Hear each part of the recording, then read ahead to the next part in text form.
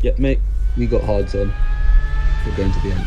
Okay, welcome back to the pod where we review soap operas, and today the soap opera of choice is Formula One. Juicy, spicy. If I was describing a meal as both juicy and spicy, uh, both succulent and sweet, both savory yet sour, you'd probably say that sounds like death on a plate. But when it's in the realm of a description of a Formula One race, then it is something you can only dream of. And in terms of the actual race now, I think Mexico, I was having a bit of a wine fest going on about why we have these races on the calendar. That sure, maybe that, yeah, they're full of history, but if they ain't good for racing, get rid. But I think we directly go from that into Brazil. Not directly, I was a week off, but from that into Brazil, and you know, the races we love, the races we live for. Brazil provides so much, and this is definitely going to be an ep very heavy on this kind of the relationships, the what is beneath the surface, what's beneath the overtakes, what's beneath all the actual racing. Not a big ep on like, wow, what an overtake that was, or what a crazy exciting race that was. More of actually a lot of stuff people have said in interviews.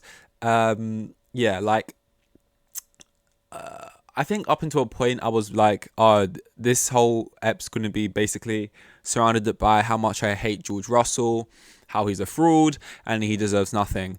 But even me, who not the biggest George Russell fan, look, when I see the Instagram posts, when I see he's drenched in champagne and he's got that P1, and you contrast that with how he had that snatched away from him through what was it, like a puncture at Bahrain.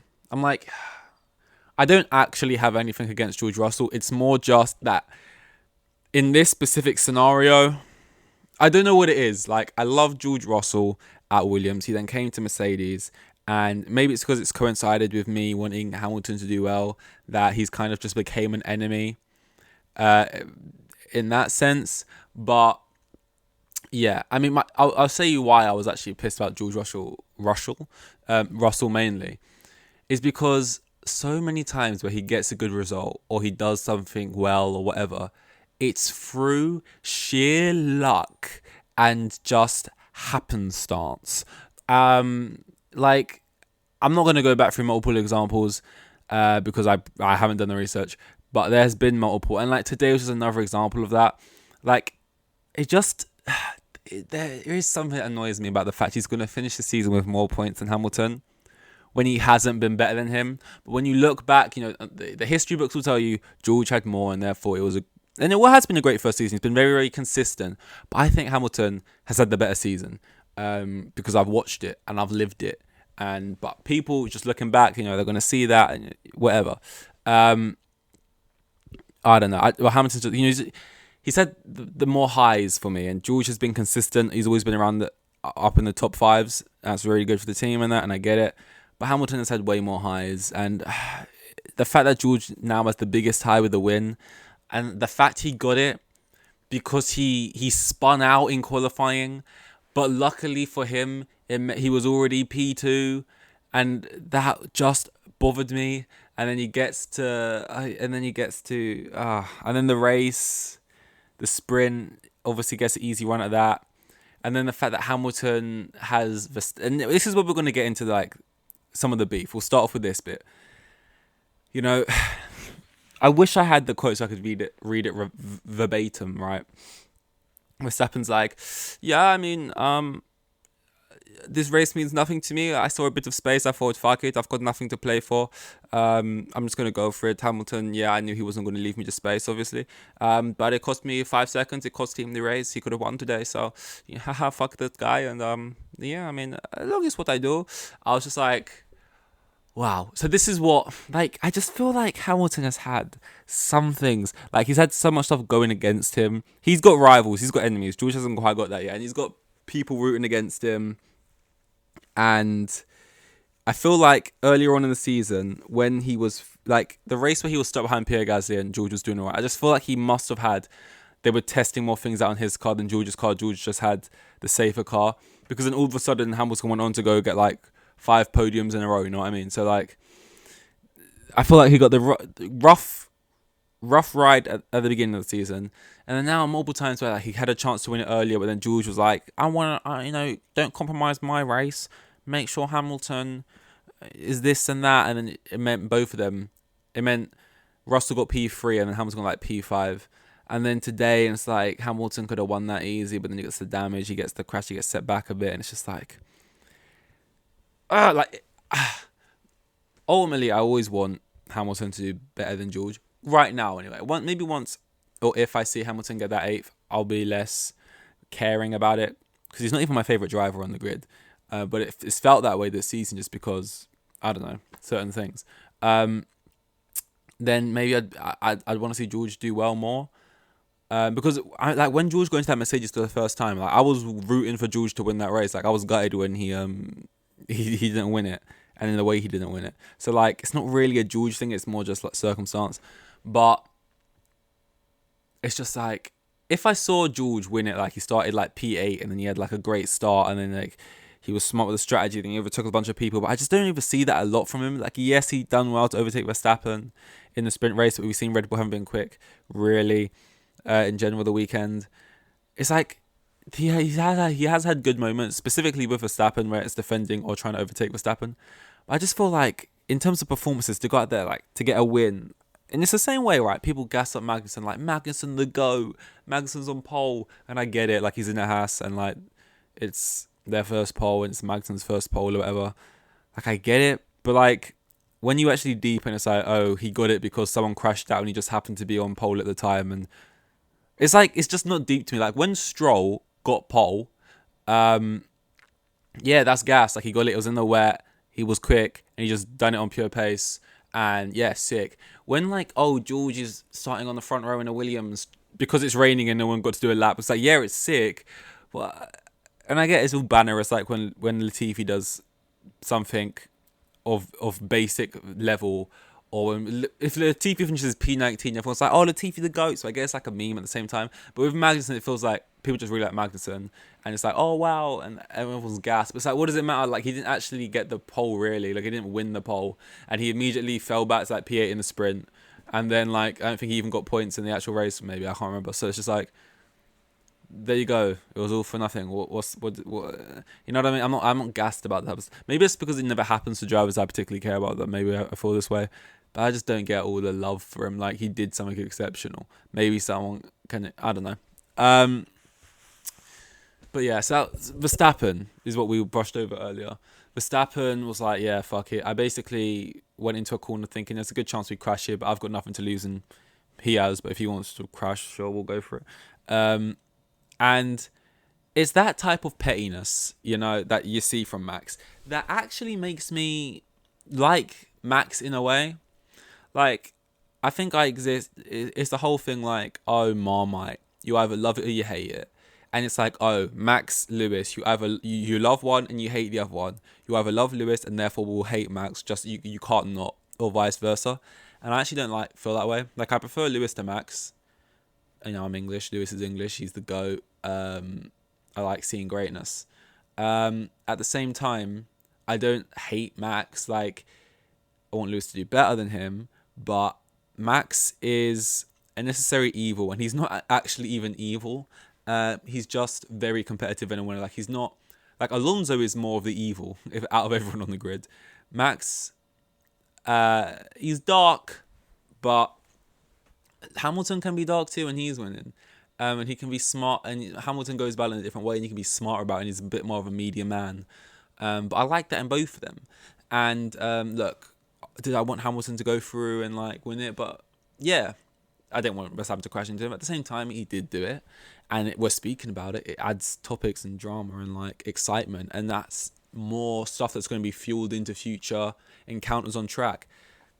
Things like Hamilton getting the 8th snatch from him through the what's the word he always uses?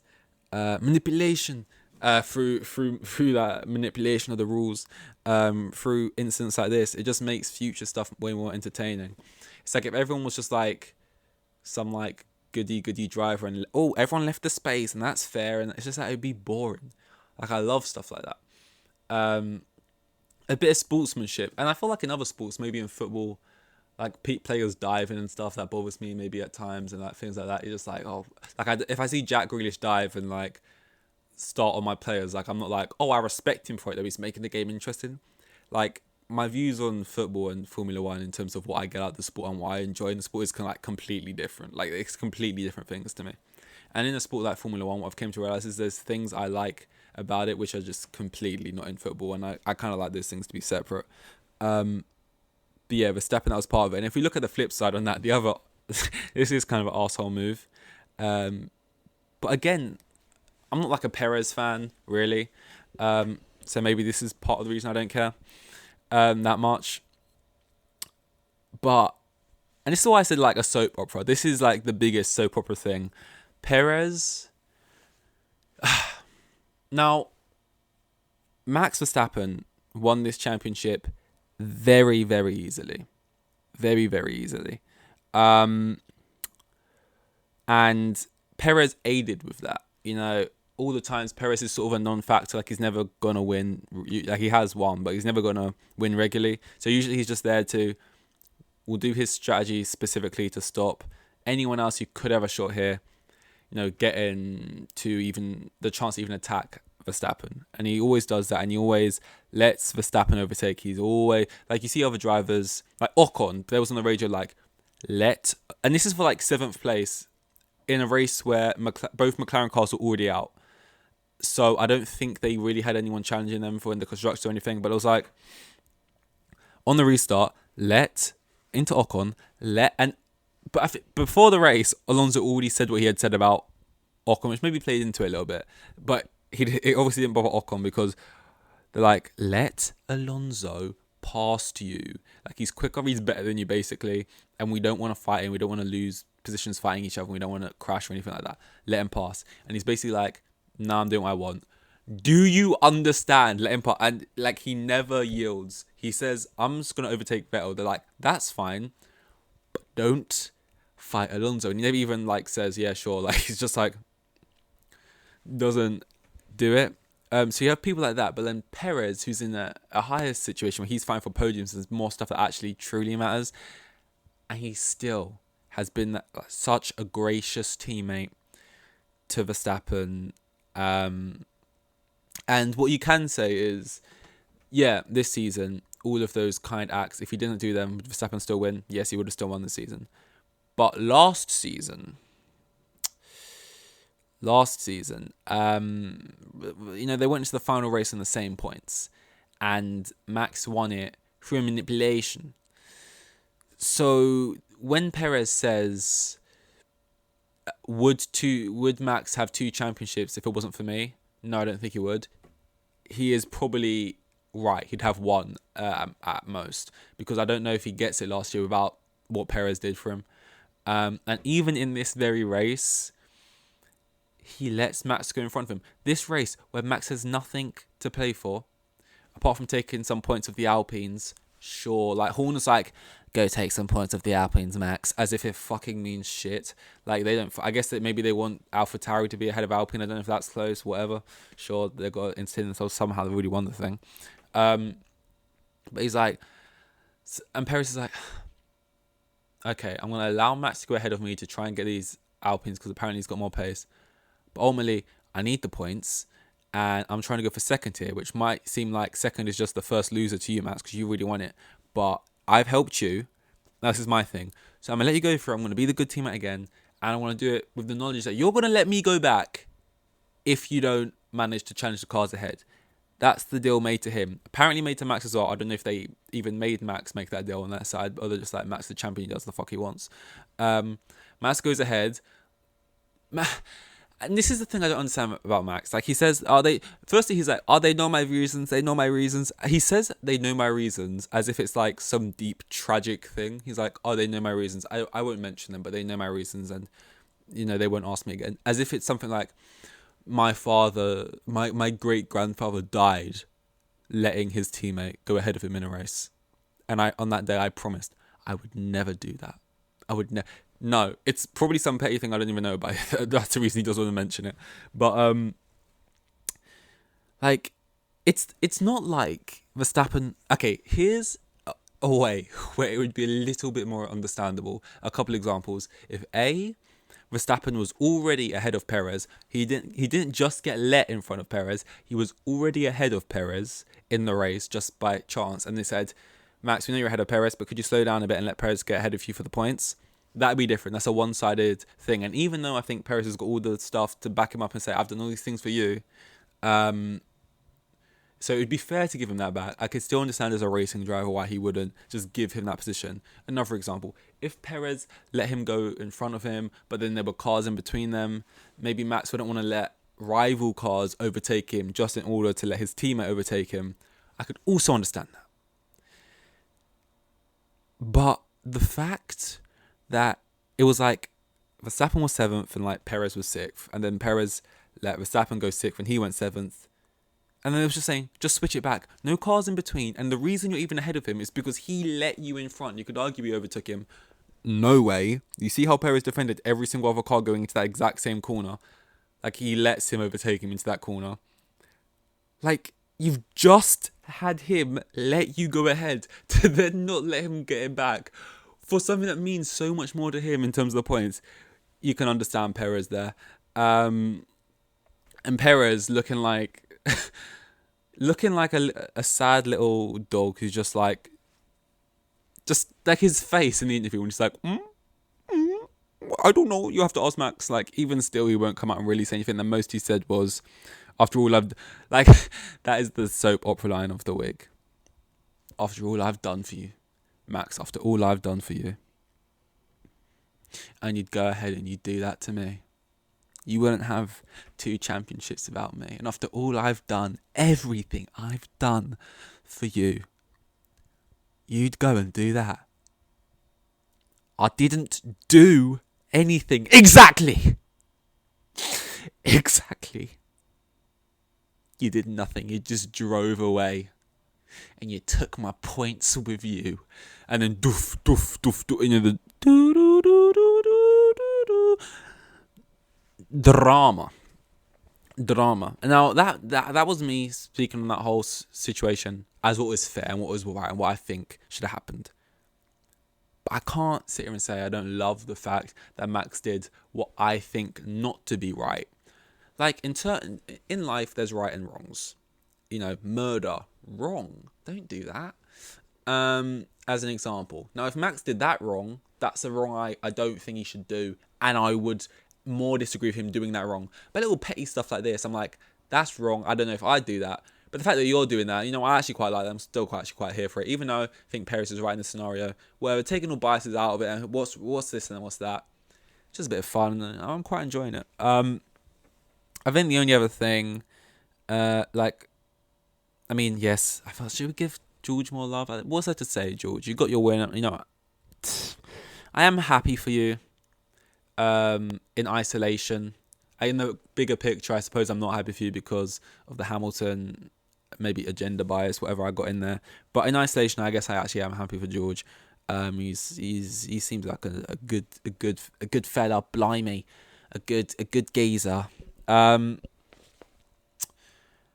Hamilton hides it very well. For someone as competitive as Hamilton is, the way he can hide it or pull it to a side when he gets out of the car, whatever he does, it's actually quite commendable. Even if on the inside he's raging, or if it's all fake, or whatever it is, it's still impressive, even if you are faking it, to be that genuine looking, like on the podium, happy for your teammate. When Max wins it for you on that last thing, thought you've had to be a manipulation, to still let Max have his little day in the sun and let him enjoy it. It's his day, he's just won it, and to still just sort of stand there and like take it. It's like, I couldn't. I'd be out there. I'm throwing stuff on the podium. It's a disgrace. I'm whacking him over the head with a champagne bottle. You know, I'm getting rowdy. I'm getting a lifetime ban from the sport. I think the only other thing I wanted to just mention was Alonso. how you can be asked about your teammate, about Ocon and what it's like, and like all the crashes and whatever and scenarios, and then to be like, oh, a couple more races and it's finally over, and then to smile the way he did, like Ocon. I mean, Alonso is something else. I find Ocon quite annoying, but Alonso, like, as a teammate, I'd rather Ocon be my teammate. Like, Alonso would make you so uncomfortable just trying to, like, appease him or, like, whatever. Ocon, I mean, I keep getting them mixed up. Ocon's fuck me. Alonso is, like, the devil. He's hard work. Like, there's these managers in football who used to be football players, and they're terrible managers because they expect all the players they're managing to be able to do what they did. But it's like, you were in the upper, like, 0.5% of footballers in the world. You're like a generational talent. You can't expect these players at Stoke to be able to, like, just whack it top bins like you can. They'll try and do it in a game, and you'll be like, why are you not just hitting the top bins? Look, it's this easy. But you got to understand, your coaching players at a lower level, like, you actually got to coach them. You can't just be like, do this, do that, because they haven't got the ability to do that. And I feel like Alonso is kind of like that. He doesn't get that. Like, he's like, why doesn't Ocon just do this in this scenario? Why doesn't he just do that? Why is he... Ocon's not as good as you, Alonso, basically. And but he's still got the same competitive level, competitor levels, because he's still a driver, but he hasn't got the ability. And it's like, trying to drive Alonso would be hard work. And honestly, if I was Ocon in that situation, and I don't know, and he said that about me, he said it in a way like, you guys know what I've been dealing with. One more year and it's all over, am I right? Like, you've seen what I've had to... This... Like, it's so just... like, if I was Ocon, you know, to do... Just the way he's won it... Something about that just makes you look like... Everyone knows he's like the shittest on the grid. Like, everyone does want to be his teammate. It's hard work. Like... Yeah, in that scenario, if they was like, yo, don't fight Alonso, I'd like, just make me want to fight him more. Like, anyone but Alonso is getting past me in this race, and I will crash out, and I don't care. I don't care what is the fine. These drivers are on so much money, it's like, I'll take the fine, I'll piss off the team. I guess if you're someone like Ocon, you might be more worried about keeping your seat because he could lose it. Like, you would, like, next year, you wouldn't be surprised if Ocon didn't have a seat, maybe. So maybe you've got to, like, do those things, you've got to kiss the ring. But I don't know, like, in that moment, and especially after the comments, I would very much not be wanting Alonso to get past. Either he doesn't get past, or we both crash out, which is a very Verstappen mindset.